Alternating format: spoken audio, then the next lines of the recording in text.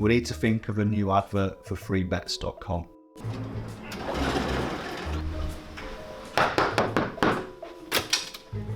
Get your best betting offers from freebets.com.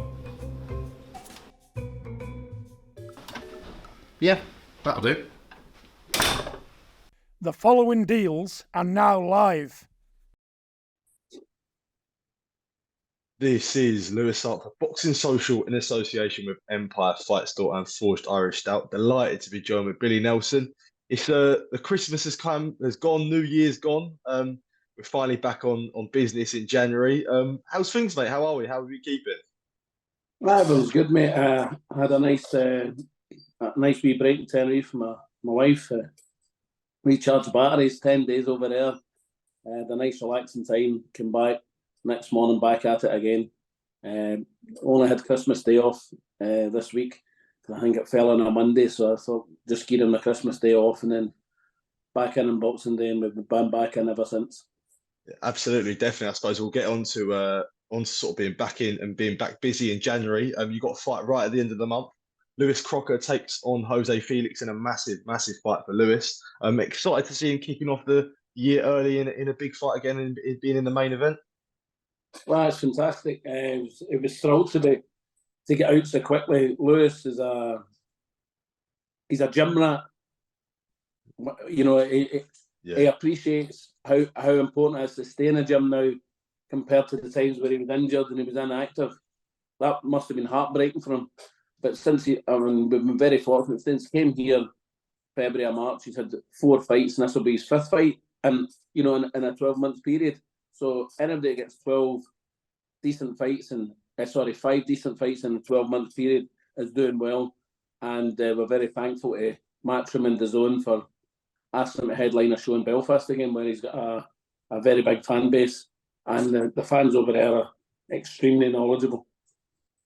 And for someone like Lewis, who he had a statement win against Tyrone McKenna, and Tyrone McKenna retired after the fight. So for himself to keep that ball rolling and putting his name out there after that statement performance must be an important thing. That, as you said, he's a gym rat and the ball's keeping on rolling after previous periods of inactivity. Definitely. He's like I say, he's thrilled to be back in the gym. He's had a couple of spars last week. He's already at it last week doing the damage. And he's got some very good sparring the next fortnight, so he has. So he'll be bang on for the 27th of January. And when it comes to someone like Lewis, who he's in a stacked division in the welterweight division, and for yourself, you've always said, he's especially in the UK, he is the top dog. He is one of the best. So it's important that he proves he's the best. He's the best. Yeah. And it is important that you see what he puts in the gym and you see the training and the sparring. Important now that we're seeing that, and he's proving that. Well, of course, I mean, it's another wee step up the ladder with the next opponent. One, I know that he's more than capable of taking care of. Lewis has needed activity, and he's learning on a weekly, monthly, on a monthly basis in the gym. His confidence is rising. It was the same when I had Ricky Burns. When Ricky Burns came to me after he lost for the second time for the British title against Carl Johansson, he came to me, and his manager done a fantastic job with him, getting him many fights in a very short space of time. So what I was trying to develop into him, he was managing to replicate in a fight, and his development went through the roof. He get better and better and better. And then when he won his first title, I think it was the Commonwealth title at York Hall against an African, his confidence went through the roof. And look what he achieved, 3-time world champion. Yes, it's all when a boxer wins a title, the confidence should go through the roof. And like I say, he's a very, very clever fighter.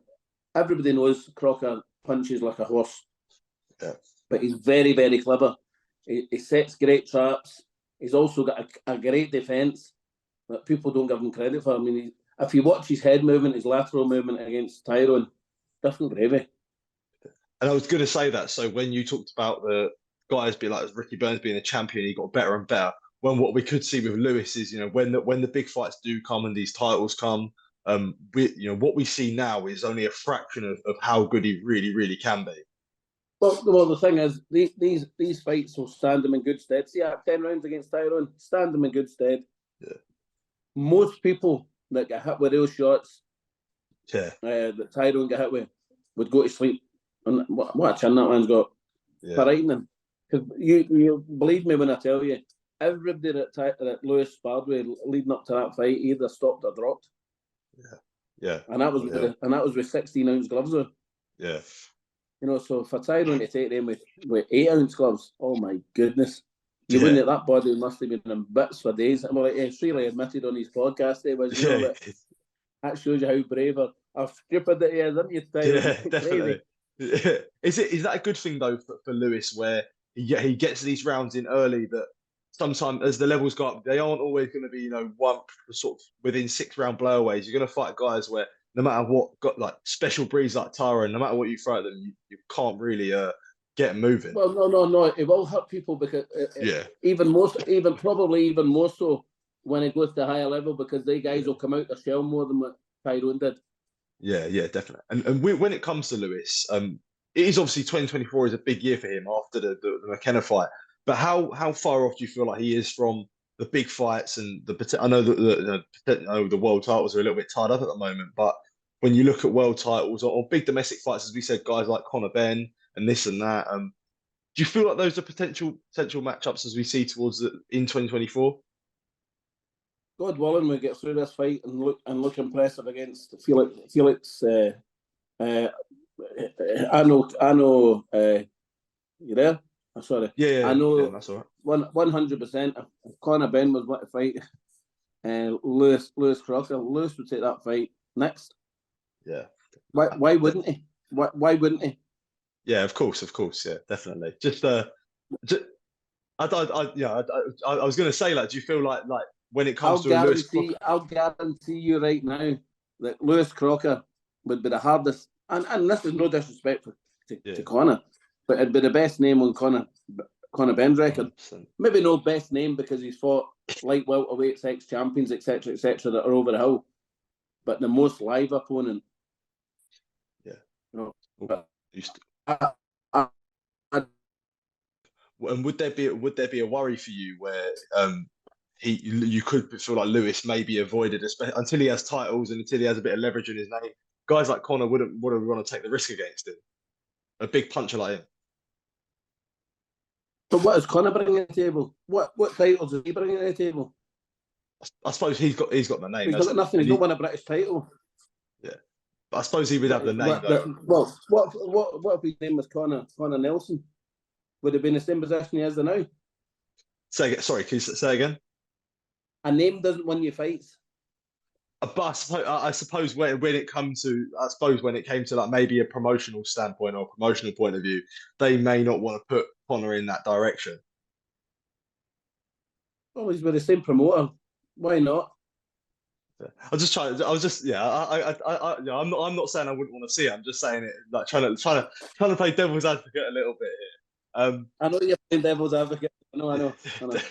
But listen. We're not calling it Conor Benn or be in any way, shape or form being disrespectful to Conor because he's a fine fighter.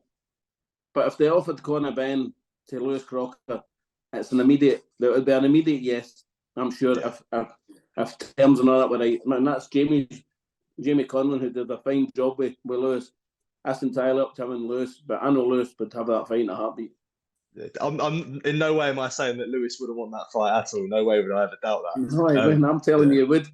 Yeah, absolutely, definitely. And just sort of quickly moving on, I did see you added a new man to your stable, Sean Lazzerini, Commonwealth gold medalist. Excited to see him turn over in the pros with yourself. Well, he's a friend of Luke Bibby's, and he went through Luke to ask me about potentially training. We sat down. We spoke on the phone. And he came to the gym, and he seems to be loving it. And so we've teamed up, and that boy can punch, eh? Yeah. Commonwealth gold medalist. but he can certainly crack. We're working a few technical flaws, but once they're fixed, he's going to be good. It's a great journey. And when you have guys that turn from amateurs to pro and they're sort of transition into that style, how important is it? And when it comes to different fighters, how easy is it for some fighters to transition from amateur to the professional style?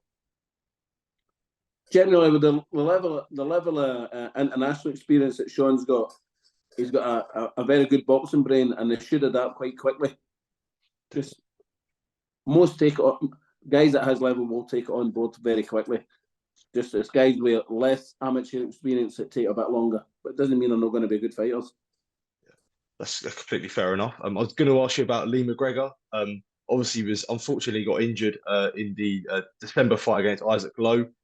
Lee's not with me anymore. Oh, okay, no worries, mate. Sorry about that. He's moved on to Alec Arthur. Oh, okay, sorry, mate. Sorry about that. I suppose that'll be a quick move on then. You mentioned about sorry about that. Yeah.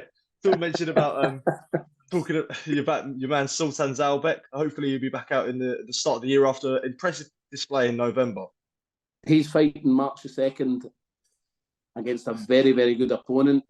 Very much looking forward to this fight. He's returning back to Scotland on Saturday, and we'll get tore right into it for 7 or 8 weeks. Definitely. And when it comes to someone like the Sultan as well, where sorry. Oh. Sorry, on you go, sorry.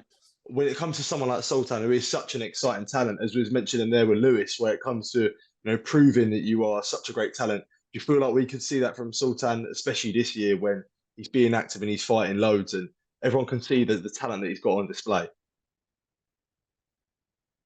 Oh, the guy's he's got a God-given talent. It's frightening the skill that boy's got, and huge credit must go to the Kazakhstan amateur coaches over there. They must be fantastic coaches who don't get the credit that they deserve. No, I think he's number 5 or 6 for the WBA, and he's in another couple of organisations, top 15s. So this year's a big year for Sultan. I'd love to see him on the verge of fighting for a world title at the end of this year. Certainly, round about an eliminator or final eliminator status by the end of the year, I would hope. Definitely. And when you mentioned there about sort of the Kazakhs and the Uzbeks, and we know how talented those guys are. What do you think it is about people from that region, especially in the Olympic level, that turn over and you see Golovkin, Janibek, and all other fighters from that region that make them so gifted and so talented? I honestly don't know, because I'd love to. I'm going to go over to Kazakhstan and maybe when I've got some spare time about it, go over with my missus and look at the training techniques that they do over there, because see if it was more westernized and the TV companies went over to the likes of Uzbekistan, Kazakhstan, etc. They boys, when they have to come to the West to apply their trade, or America, they're all having to come away from their countries, which is a shame. But I suppose that's just the way it is, unfortunately. But the training and the programs must be fantastic, and it's something that the West could look at and replicate.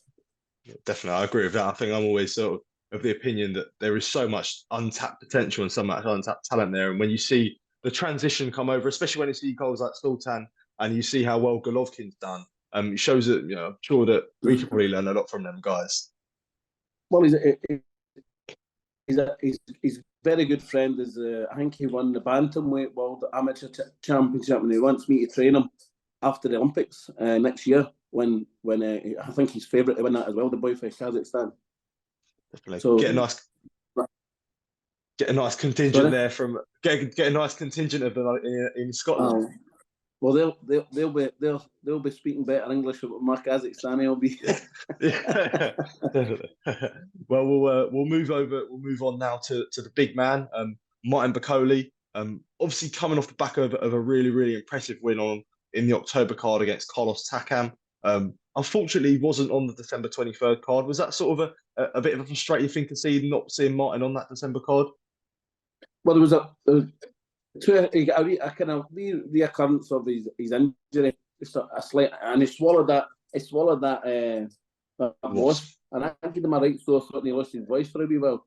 And also, he's an ambassador for the Congolese government. And there was an election in Congo, for the presidential election, and he went over to support his president just prior to Christmas before the election. And I think he's going over for 2 or 3 days when the results are announced very, very soon. So he was preoccupied as well, but it's one of those things. Was there some positives though that you can look from that? Because obviously I know the Wilder fight is always something that you talked about that you wanted for him, and I know it's unfortunate now that Deontay Wilder took a loss. But when you look at obviously there being a lot of heavyweight talent on that card, it could be a positive thing where it could let fights marinate, sort of let fights play out, and we could now see him in potential fights against guys like Ajit Kabayel, Daniel Dubois, even Joseph Parker and AJ, and potential big fights for Martin. Well, 3 of those 4 have been offered the fight and have said no. And so, well, can I hit my head off? He's the most avoided heavyweight on the planet. It's embarrassing. It's embarrassing the amount of guys have been offered the fight with Martin and said no. And everybody goes, and I'll make this abundantly clear to people. Everybody talks about fight Hunter, get the rematch against Hunter. Why would we, at number 1, but ranked in a WBA, fight somebody that's unranked? Yes, of course we want to make the wrong a right. Of course we do.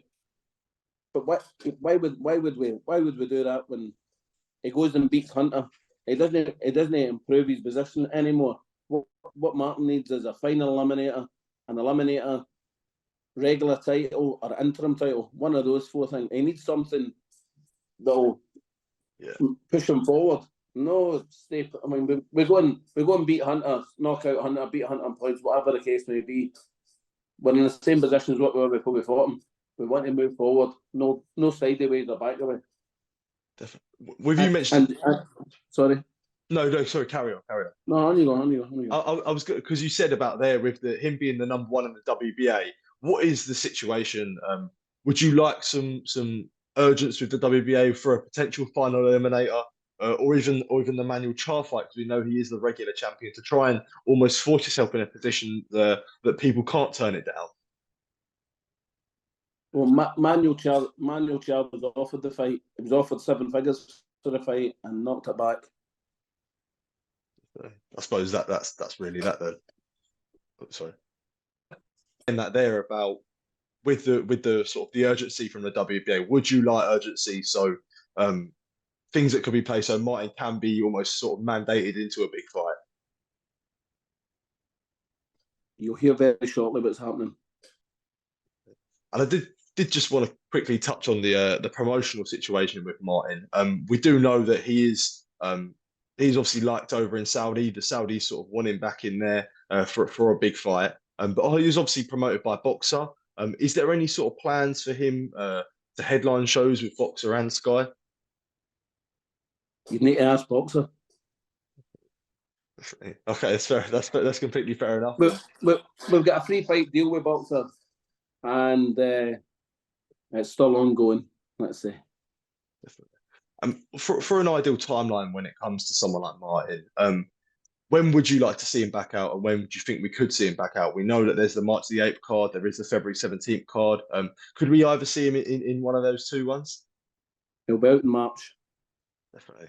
Completely fair enough. And when you look at 2024 for him, coming off the back of the Takam win, and you said he's the most avoided heavyweight on the planet, and it must be frustrating for you. But do you feel like we could see the tide turn in 2024 and him being in big fights and pushing on for these world titles? The tide will change this year. Once he wins the world title, they'll want him. Yeah. And then we're in charge. We can be selective to an extent. But looking at everybody in the WBA, he'll beat everybody for 2 to 15, no problem. And I know people always want you to be patient in these opportunities, but do you feel like the patience is wearing thin? Because you talked about your frustrations in not being able to get a big fight, and that must be frustrating. Although you want to stay patient, that there's only so much you can do before the patience does wear thin with Martin wanting to be in a big fight. Well, when we beat Tony Yoka, we beat an Olympic. Well, it was very much the underdog against Tony Yoka. Now, all the hypocrites come out after the fight and say Tony Yoka's nothing now. You know, he's nothing because Martin beat him. But Martin was a big underdog in that fight. Yeah. Battered him. Went over there and won 9 out of 10 rounds easily. And it took 9 months, nearly 9 months to get a promotional deal for him. Which is ridiculous. Yeah. And we had many offers. But it took 9 months. Yeah. I was going to say that it must be sort of frustrating where you're obviously putting the faith in Martin, but you know, as I said, there's only so much you can do. Where people always, you know, people like other fighters in the heavyweights may turn their back. When you believe that you can beat them, you aren't always sort of able to prove it. I believe Martin could beat any heavyweight, even Tyson, on his best night. I believe he could beat Tyson. Other than that, I believe he beats everybody. Yeah, absolutely, definitely. If he's on his A game, he'll beat everybody. It's not he could beat everybody; he will beat everybody because he's more talented than them all. Yeah, absolutely, definitely. And sticking on the topic, they're Derek Chisora. Derek Chisora said African fighters don't get the opportunities to fight for titles. Blah blah blah blah blah. Why is he not back to fight with Martin Bakole several times? Come and fight Martin Bakole. Yeah. Hello, we'll fight you, no problem whatsoever. He's African. Martin's African, believe it or not. Free Congo, that state. So he is African. Come and fight Martin. Give him a chance. He stated that people don't get the chance. Well, why doesn't he give them a chance? Because he must be looking for a fight after that last performance against, who was it? Was it Charles Martin? Was it? No, it wasn't Charles Martin. Who was it? Washington. Yeah, Washington. Yeah. Come and fight Martin the way you fought Washington. He'll not go 2 rounds.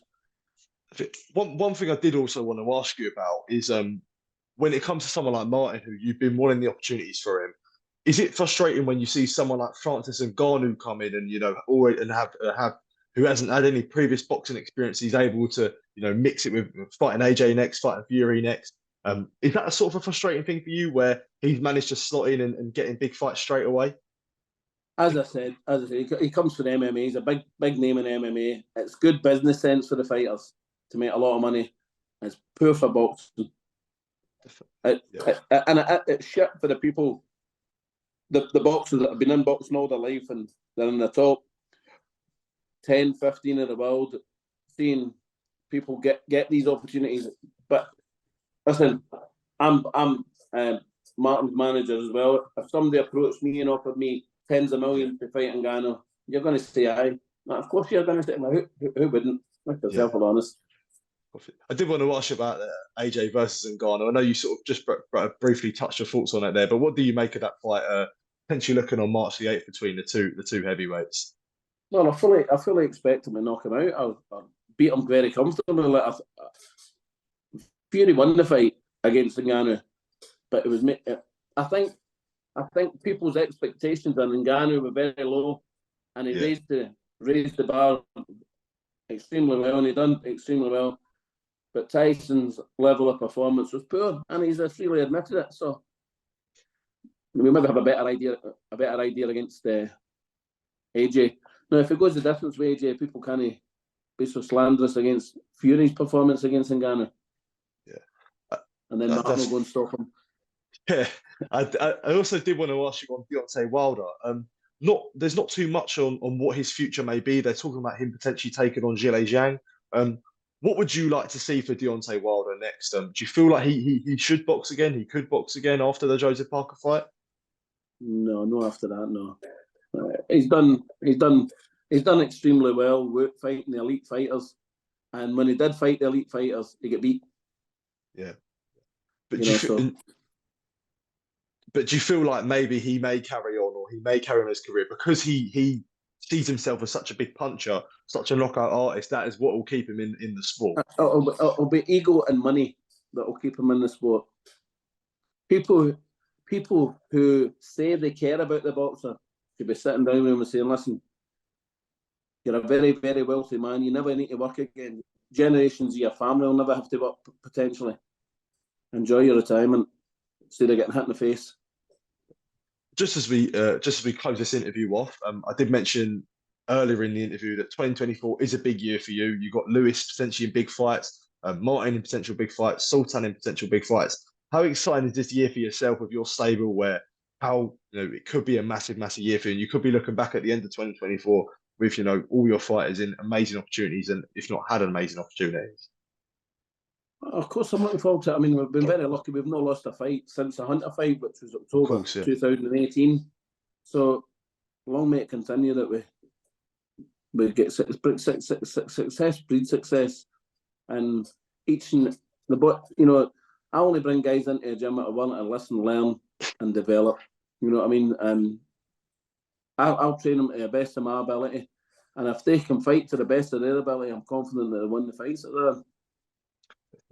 Absolutely. It's not about Billy Nelson and Billy Nelson's gym. It's about my fighters winning. That's all that matters to me. It's not about me or my gym. It's about the fighters. They're the people in boxing. Yeah, of course, Billy. I want to say thank you for taking the time to speak to me. Always really, really good to catch up with you and speak to you, mate. I really appreciate it. All the best for a couple of weeks' time with Lewis Crocker, mate. Thank you for taking time to speak to me, mate. Appreciate it.